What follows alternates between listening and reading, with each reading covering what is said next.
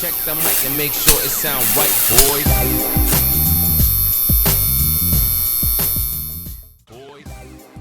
Converse, Judson, Texas, wide receiver Anthony Evans flipped his recruiting commitment from Oklahoma to Georgia on Friday, but it just may be the best thing to ever happen for Oklahoma with some of the wide receiver talent that could still fall their way.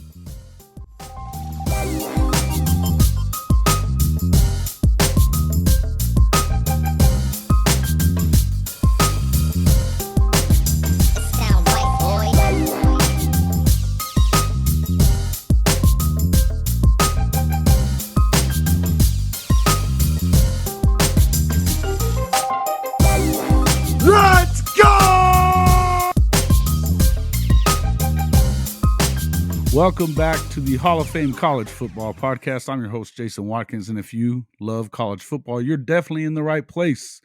So before you forget, smash that red subscriber button, like our videos, and don't forget to ring the bell so you don't miss one moment of the Hall of Fame College Football Podcast. Well, yep, you heard it. Anthony Evans, Converse Judson, wide receiver, speed guy, has flipped his commitment to the Georgia Bulldogs effective Friday, but essentially probably it was effective a couple of months ago, or it may have been effective all the way back to when he actually committed to Oklahoma in the first place. He went on a quote unofficial visit so that he could take his mother to see the Georgia-Tennessee game. Asked for permission from Coach Venables to do that. Coach Venables gives it to him. He goes, of course, gets recruited well. And if his mother's such a huge fan of Georgia, big shocker that he decides to make the flip. According to 24/7 Georgia Bulldogs reporter, he was basically going to do this all along. He waited until after his team was out of the playoffs so that there was not any distractions for the Judson Rockets. Listen, the good news is this. At least one high-end and well-known talent from in-state is likely in Oklahoma, and offensive coordinator Jeff Lebby cites to possibly fill that scholarship spot left when Evans flipped. You know, along with a pair of under-the-radar talents that are garnering significant attention following electric performances of their own as seniors in 2022. The Sooners appear to be turning their attention to Tulsa senior Micah, who is committed to Arkansas, but is apparently still considering Oklahoma as a possible destination for 2023. Tease and his Booker T. Washington team were eliminated in the second round of the Oklahoma State playoffs a week ago by Deer Creek, with the 6'1", 180-pound senior finishing the season with 822 receiving yards and 9 touchdowns on just 30 receptions for a mind-blowing 27.4 yards per reception average for the year for Tease. He may still be a long shot, however, as far as Oklahoma flipping him from Arkansas and offensive coordinator Kendall Briles, who is considered one of the top offensive minds in the country. Though it's certainly worth the effort, I would think, as some have mentioned, due to the fact that it would really signal that strong desire by Brent Venables to keep in-state talent in state. Not to mention it would continue to establish a pipeline of players that are coming from that program at Booker T. Washington there in Tulsa, which continues to put out talent year after year. You're going to want to kind of keep that going. And this is something that Venables spoke at length about heading into last week's Bedlam game. He kind of lamented the fact that Oklahoma State had considerably more Oklahoma players playing on their team. And it was something that he said he and his staff need to identify or do a better job of identifying and persuading the talent that you have inside of Oklahoma to come to OU. So you know, I feel like that's probably a good deal for him, and I understand that. And Tease is an unbelievable player at 5'11", anywhere from 5'11" to 6'1". It depends on which recruiting, what you're looking at. Depends on what recruiting website you're looking at. But he is a speed guy. Again, averaging 27.4 yards per carry or yards per reception. That's pretty big. But only 9 touchdowns on the season. He also was very good at cornerback as well. So, obviously they'd be looking at him as a receiver. But either the way, it's one of those deals where I could understand why the Sooners would make a heavy push for him. Now, if, however, Tease decides to make good on his commitment to Arkansas, all isn't lost in terms of talented wide receivers who have yet to commit to schools thus far. In fact, Jeff Lebby could just look right up the road from the place he found Evans if he covets size, strength, sure hands, and flat-out production in the search of someone to fill the role left by Evans when he flipped. Under the radar wideout recruit from San Antonio Warren High School, Darian Holmes, made the most of his lone season as a varsity starter in 2022, leading all receivers in and around San Antonio, including Evans, by a lot, in receptions, yards, and receiving touchdowns, as he racked up 81 catches for 1,275 hard-fought yards and a total of 19 touchdowns, 18 of which came via the pass. What I was going to do is go ahead and show you guys a quick video that we threw together for him. This is something I've already had this tweeted out, and so some of you may have seen some of these. I actually changed up some of it as well, but it's something that I would like to see for sure. Look, he's getting some attention from some of the other schools that are nearer to San Antonio. So it's not like this is, and as you see this, you're going to, as I said, 1,275 yards, 81 receptions.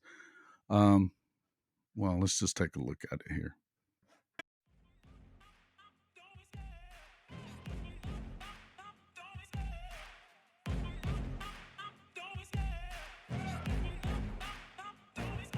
I love the chase and the hunt, and I set the pace when I'm running. I always take what I want and I always give it 100. Don't need a bank, no, I'm funded. Play the game like it's nothing. I'm always thankful for something. Don't take for granted, stay humble. Now wake up! It's time to look at the enemy. Look in the mirror if he is no friend to me. It's not working out, maybe it's the chemistry. It's time to break up so I can make a better me. Better believe in your mind, cause it's everything. You can mold, shape, find almost anything. All it takes is some time and some clarity to find your identity. It's mind over everything.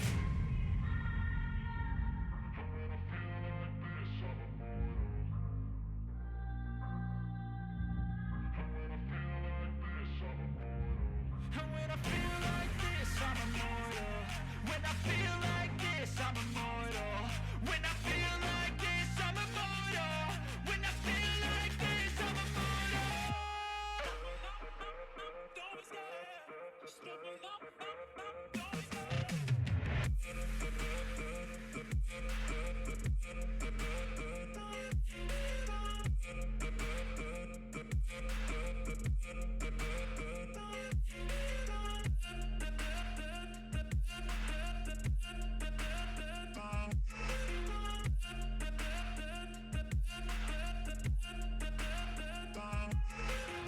I'm so gone, no, I'm never turning back. I won't stop, I'ma fight until there's nothing left. It's so what?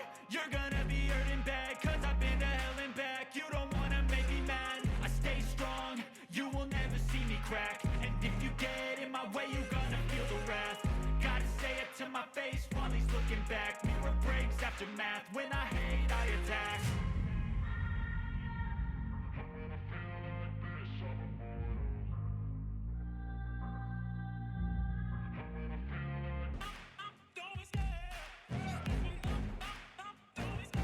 I love the chase and the hunt, and I set the pace when I'm running. I always take what I want, and I always give it 100. Don't need a bank, no, I'm funded. Play the game like it's nothing. I'm always thankful for something. Don't take for granted, stay humble. Now wake up!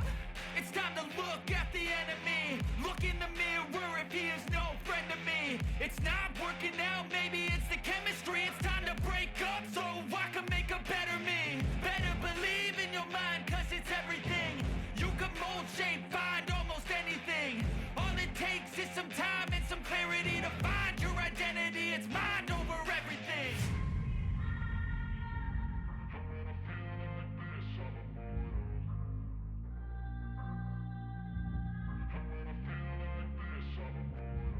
And when I feel like this, I'm immortal. When I feel like this, I'm immortal. When I feel like this, I'm immortal. When I feel like this, I'm immortal. Don't be scared. Just step it up. Don't be scared.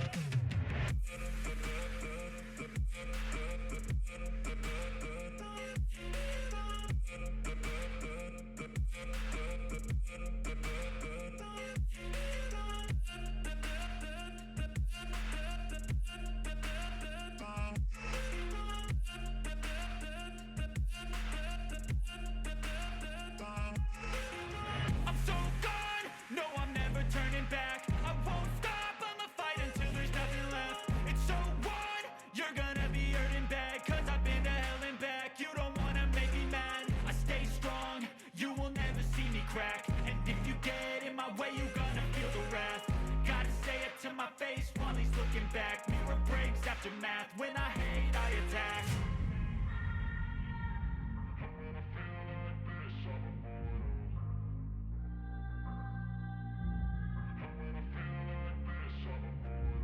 And when I feel like this, I'm immortal. When I feel like this, I'm immortal. When I feel like this, I'm immortal. When I feel like this, I'm immortal. Don't be scared.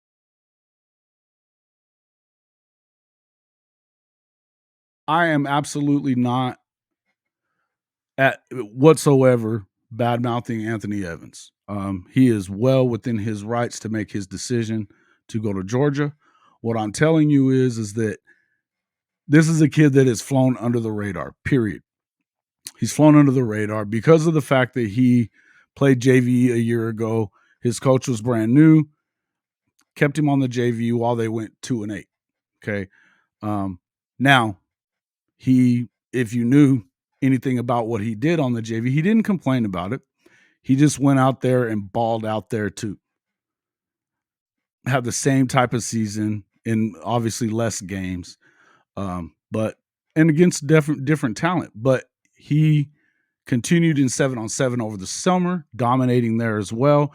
He's had strength, speed, coaches all the way around. The kid is completely polished. As some people were saying yesterday on Twitter, this is one of those things where, this kid gets everything at the high point. He goes up in traffic and gets footballs. He takes hits. He doesn't just the last video, the one that I put out yesterday, and you can see it there on YouTube or on Twitter, and you can it's in the description and just in the cards above. But folks, the guy 81 catches, that's plus 34 in comparative to what Anthony Evans had, and it's actually a plus, I want to say. So Jaden Greathouse, who's going to Notre Dame, had 49 receptions, 882 yards in the same amount of games in 12 games. They are obviously still going. He's going to add to that. He's at 18 yards per reception, but has 10 receiving touchdowns. So -8 on receiving touchdowns for Greathouse, who I think is probably a bit more like Darian than is Evans. Evans is shorter, and much more of a speed guy who could take the top off at any point. He's definitely a great football player. Georgia's lucky to get him. But all I'm saying is that Not only that, you've got other. I mean, with Tease, let's just take a look at some of the things that he's done. This guy averaging 27.4. And if you could keep him from getting out of the state, that's good for you. And I'm not even saying that Oklahoma has to go and get Darian. I think that they should, but I'm not saying that they have to. Another guy that I would look at very hard, and it's something that was put on my Twitter feed yesterday as well. Was another in-state talent for Oklahoma would be to go get 3-star Brandon Harper from Noble, Oklahoma as well. Now, he is, again, quite a bit smaller than Darian, but this dude is unbelievable too. I mean, we're talking about a kid that 100 receptions on the season, 1,700 yards, 19 touchdowns, number one in Oklahoma. He's third in the nation for yards. He's only coming in at a 3-star, but I mean, good grief. You really can't argue with that kind of production from a guy like Harper. In any event, all I'm trying to get at is if you're the Oklahoma Sooners, you're Jeff Lebby, you're Brent Venables, you have options. Okay. Even if Tease doesn't work out, you have options. Holmes came into the season. Nobody knows who he is. He's not ranked in the recruiting rankings, but they all know who he is now. He's become a San Antonio All-Star. He broke all the receiving records at San Antonio Warren High School. He had a game where he had 19 receptions. That's right, 19 receptions for 279. He actually had a 20th catch, which was a 2-point conversion, so it's not an official catch, in the stat book, but that's 20 freaking catches in one football game. He also had another game where he had 13 receptions, another one with 11. One of his low reception days was 4 receptions in the second game of the season. All 4 of them went for touchdowns. The kid, I mean, he's got everything that you need in a big-time receiver, and somebody is going to get him. There's been rumblings from TCU, Texas, even across the border in Louisiana State, LSU. So somebody is going to grab this guy up, and as I've said on Twitter and everywhere else, somebody's going to hit the lottery when they do. This guy is as polished as it gets. Why he didn't play a year ago, I don't know. His grades are good. That's not an issue. There's no issues with him. I think it was just he kind of got buried on a team that they ended up having some issues after the fact. But, they got a lot of talent on that San Antonio Warren team. They've got 3 different receivers that all were pushing. Well, the 2 closest guys I think had the number 3 guy in the district was Elijah Riazola. He had an amazing season as well. 12 touchdowns, I believe. They're loaded. They've got a great quarterback in Antonio Meza. He's already getting looks from Fresno State, places like that. He led the city and everywhere around in passes and completion yards and touchdowns. I think he led every district just the same as Darian did. So this is this solid football team that Darian came out of. But again, polished, So I just wanted to kind of make this video just to let everybody know that this is not necessarily the worst thing that ever happened to Oklahoma with Anthony Evans choosing to go to Georgia instead of going to Oklahoma, as everybody thought he was gonna. What I would tell you is, I would look to see a guy like Darian Holmes. I'd love to see them get a guy like Tease from in-state. He's an amazing talent as well. Brandon Harper, you couldn't go wrong with either. Somebody's going to pick up these guys, and very well should, because again, how are you going to, how do you argue with the production of these guys?